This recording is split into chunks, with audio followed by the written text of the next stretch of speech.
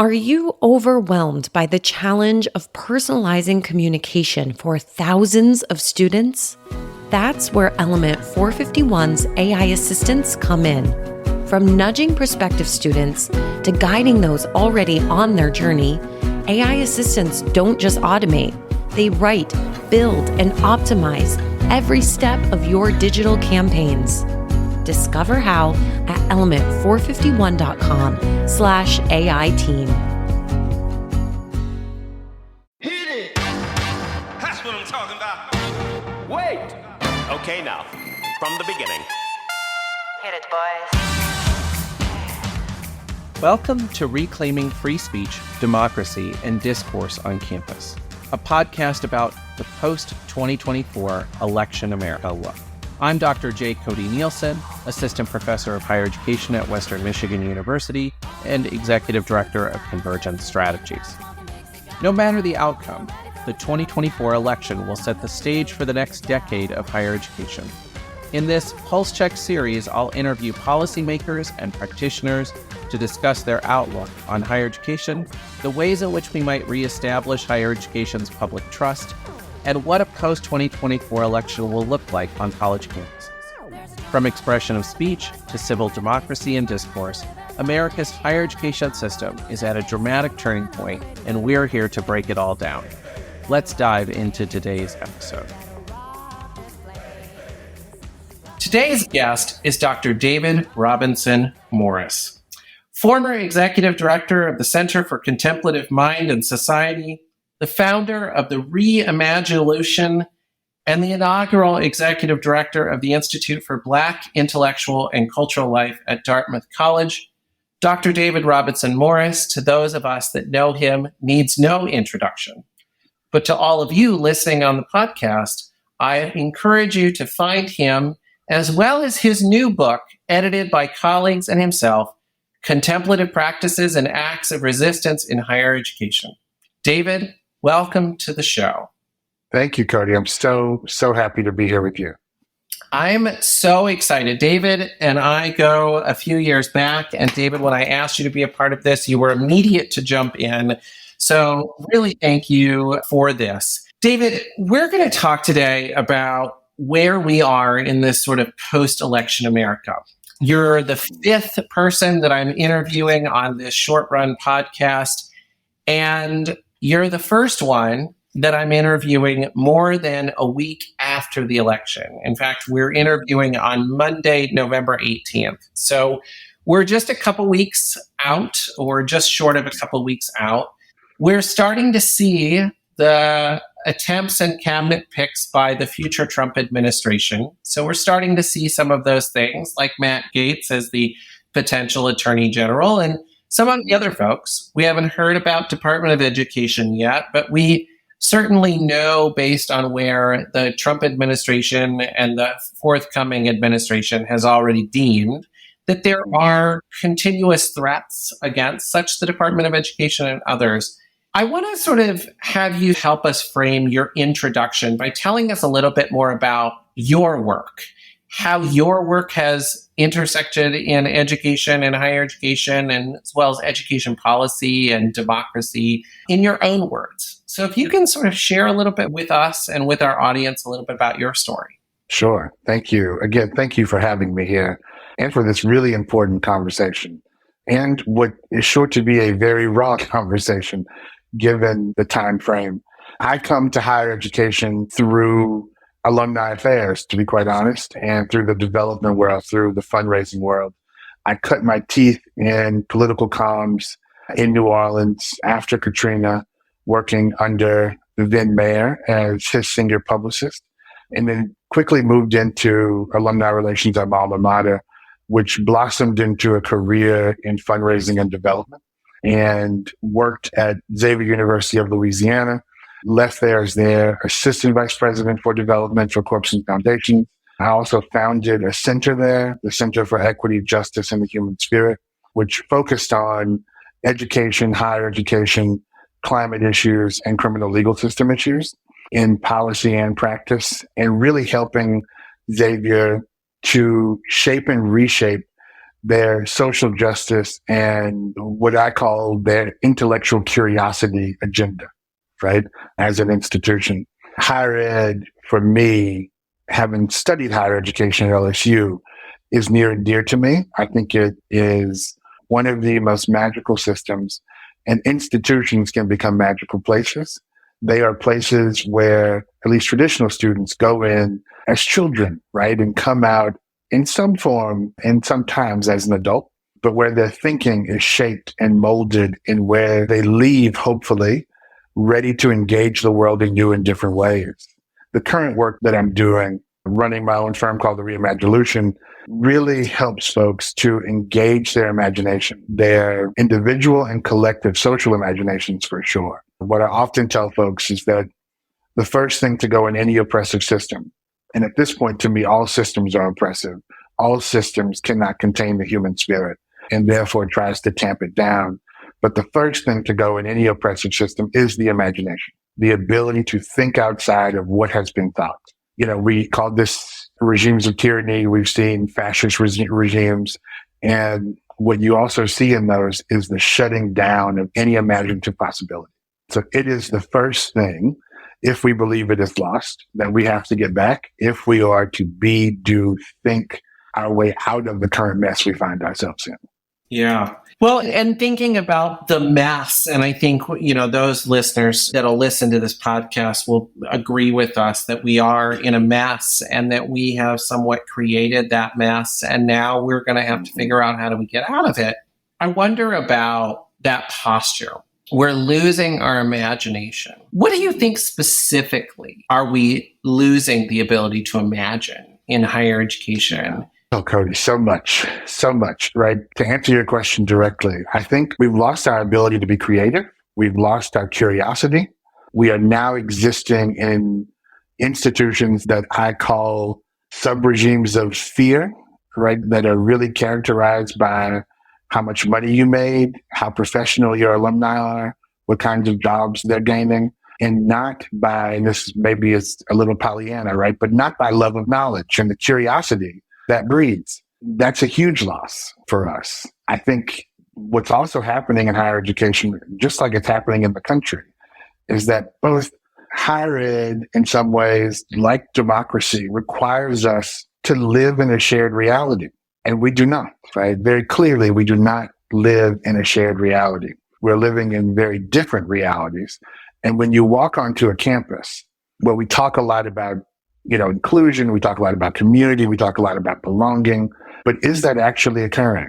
Is that actually happening on those campuses?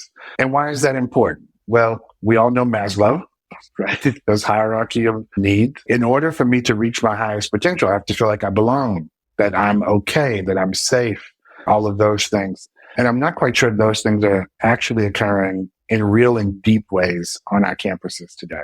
So we're losing Maslow's hierarchy of needs. We're losing some of this stuff that we've talked about throughout the history of higher ed. I'll even call it the humanity of the field. Mm-hmm. It sounds like you're arguing that we've replaced it with sort of boilerplates, if you will, or sort of expectations of things. What would you say that is the biggest threat of that? The business model itself, the corporatization of higher education? Like, what if we replace this idea of humanity and safeness with?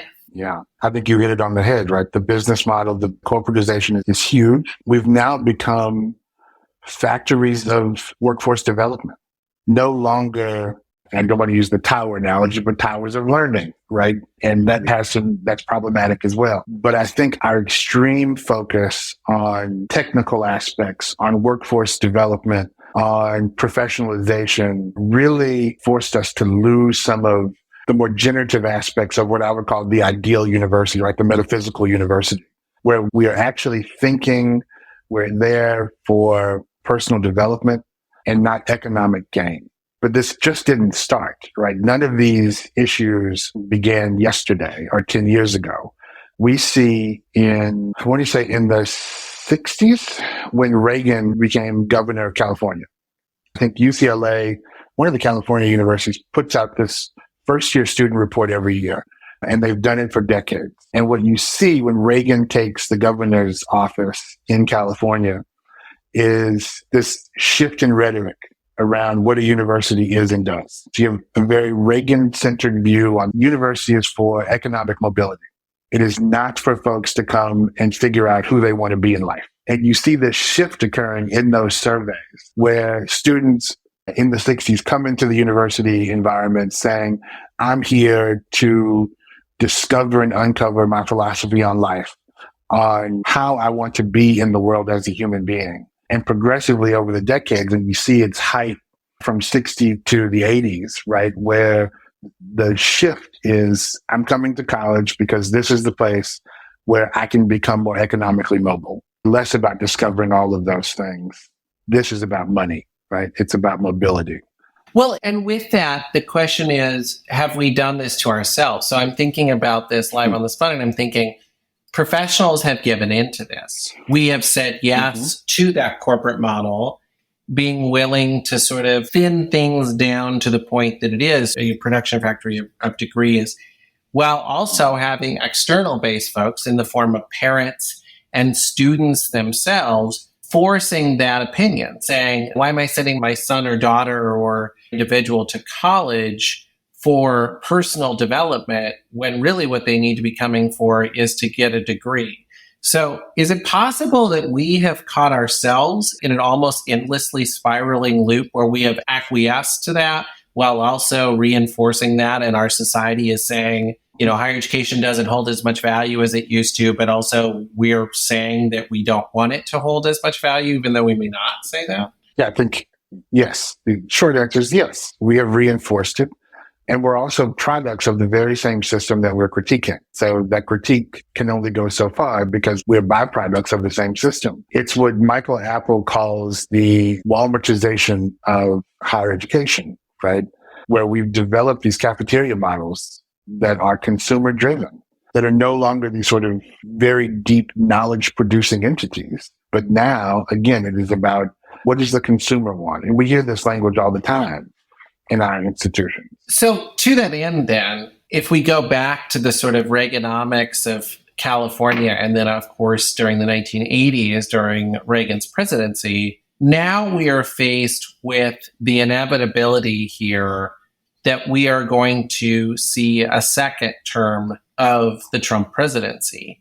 And it's interesting because this one feels different than the first in that in 2016, we didn't quite know exactly what was coming. I think a lot of folks in the weeks after Trump was elected in 2016, there was sort of the shock and awe for a lot of folks. I mean, as a white cishet person, I think I found my communities to be more in shock than the BIPOC communities that I interacted with, who were not surprised. But I wonder about what we're looking at now, in your opinion, in terms of the concern, both in your own personal experience and also with the communities that you're in interaction with. What are you sort of all anticipating or hearing now from a second Trump presidency? I hear a lot of that, deep sighs, because I think what we all know is that we have to prepare for a fight. What I think people are feeling is that we're now entering into a Trump presidency. He can't run again, so there is no threat of not being reelected. And in some ways, with the way things have played out in national politics, he can carte blanche, essentially do what he wants to do. We're hoping that he can be bound by the rule of law and the Constitution, but that's a big hope. In communities of color, and especially Black communities, right, what I hear most often is essentially what my grandmother told me when he won the first time, right? I called home that night and said, what are we going to do? And she said, the sun will rise in the morning and so will you. This is not new to Black people in particular. We know how to survive this. Now, who I worry about are the progressive whites who do not know how to survive this, but they can also utilize their whiteness as a cloak. So they're still protected in some ways. But I think for communities that I'm sort of circulating in and having conversations with, they are all resting up for the fight ahead.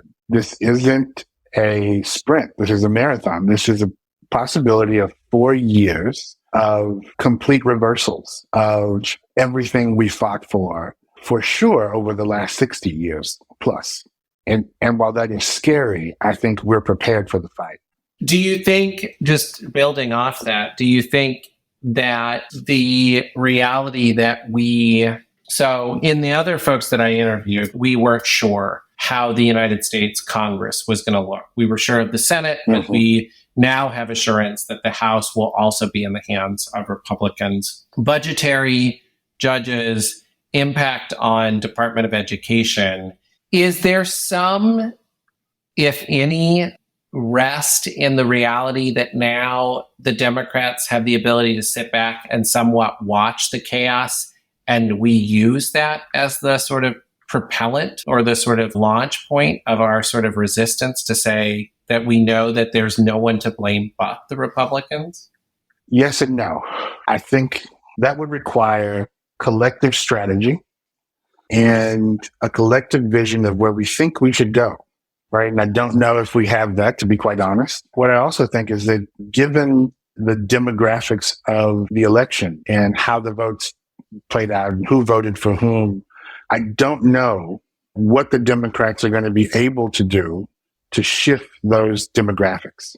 I think the results, as a person who studies history and critical race theory and all of those other things, right? The results are pretty clear that we live in a white supremacist, patriarchal, misogynist culture, right?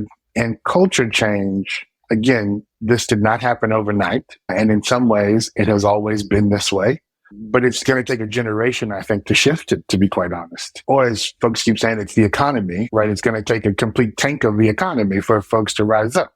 I had a conversation with somebody the other night and he said, it's the economy. I was like, no, it's white supremacy, stupid. This isn't just about the economy. And the demographics of the votes show that in a lot of ways. My hope is that the Democrats will, and I'm a Democrat, right? Just to be clear, is that they will sit down and have a real deep conversation about themselves, about values, about listening to the average American person and understanding what those needs are, while, especially folks in Congress, while fighting like hell to protect this idea of America. That is where they should put their focus, to be quite honest, is protecting and fighting against the idea of an old America. Because I think that is the vision that these folks have put forward. So I love that. And I think it's a perfect segue to a sort of secondary question. While the Democrats that are elected members are sitting having this conversation about fighting like hell for the preservation of what we believe in America, what do you think that we as higher educators should be having? Like, what kind of sit down and conversation should we be having based on your experience? Yeah. My mother was a teacher. My grandfather was a teacher and a coach. So I come from educators. And what I know is that the pen is more powerful than the sword, is that we don't fight wars against men, but against ideologies. And there has to be an ideological shift. And that happens in higher education, in the classroom, in the educative endeavor of producing human beings who understand what it means to be a human being and who understands that we only get to where we need to get together. That happens in the classroom. That happens on higher education campuses, which then happens in K-12 classrooms, right? And in boardrooms and in all of those places. So I think there's immense power there to shape the hearts and minds of a new generation of leaders. So how do we, as the professionals who are trapped in the system, start to recognize the ways in which we got caught in the system, basically divorce ourselves or disarm ourselves from that system, and then become the very things that you're saying that we need to be? We have this complicated role of both being inside the institution and out. And I think, again, it's the sort of white supremacy culture and the oppressor versus the oppressed of like, what preservation will you maintain and what are you willing to forego? There's a lot of folks right now that are talking about letting go of the idea of DEI, the overreaction, the over-respondents. And I'm wondering, like, from that sort of like space, what do you say to those that are sitting here like contemplating in their offices right now about dismantling their offices or changing the name or frankly just keeping their mouths shut? What do you say to them? I say what they already know. Do not obey in advance. That the only way that we being folks who have been marginalized in this country, have ever progressed or gotten our due is by resisting the very thing that pushes back on us. And that doesn't always look like a protest. That doesn't always look loud and boisterous and public.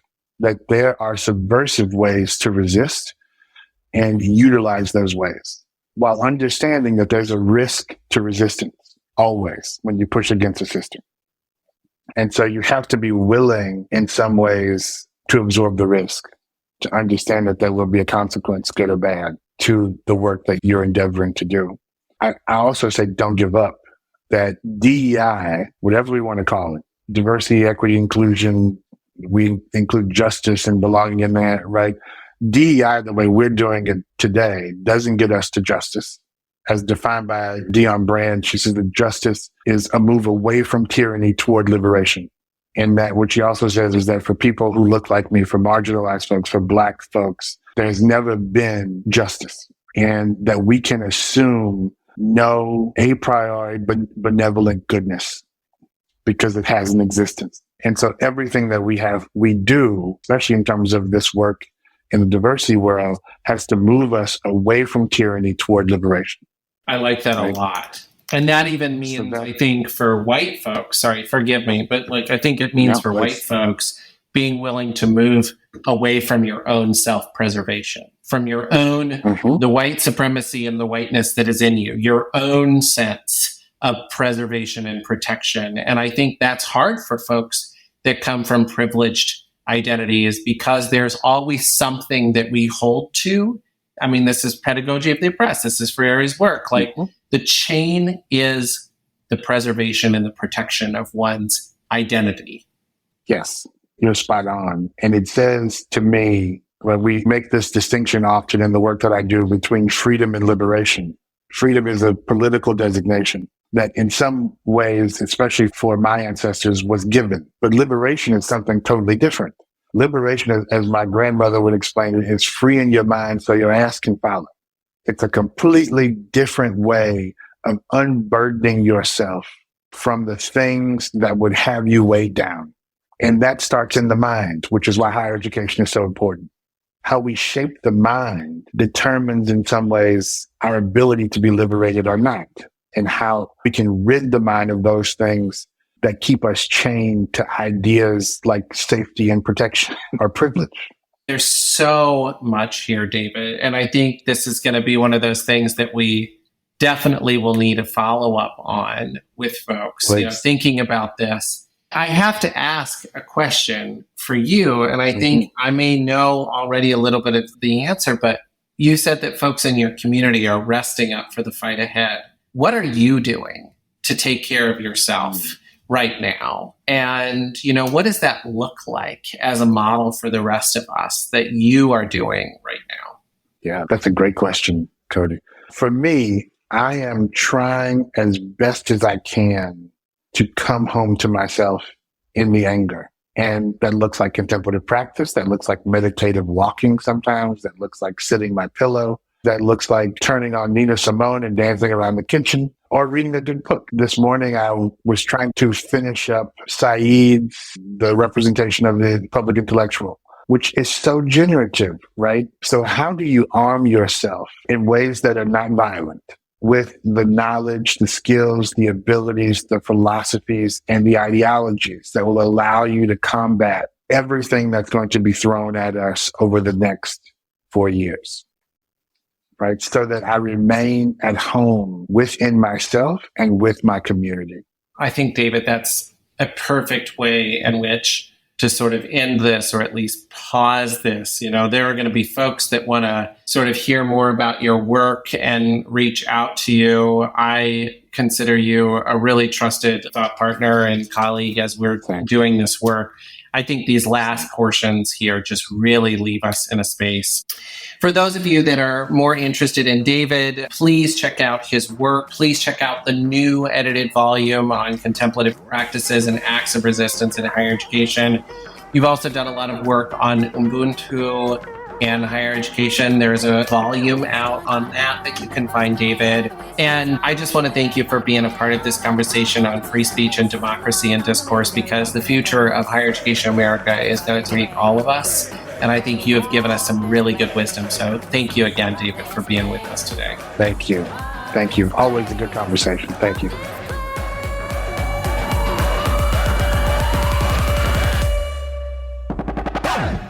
The Higher Ed Pulse is part of the Enrollify podcast network. If you like this podcast, chances are you'll like other Enrollify shows too. Our podcast network is growing by the month, and we've got a plethora of marketing, enrollment, and higher ed technology shows that are jam-packed with stories, ideas, and frameworks, all designed to empower you to be a better higher ed professional. Our show helps higher ed marketers and admission pros find their next big idea and features a selection of the industry's best as your hosts. Learn from Brian Gross, Eddie Francis, Jenny Lee Fowler, and so many of your favorite leaders in higher ed. Enrollify is made possible by Element 451, the next generation AI student engagement platform, helping institutions create meaningful and personalized interactions with students. Learn more at element451.com.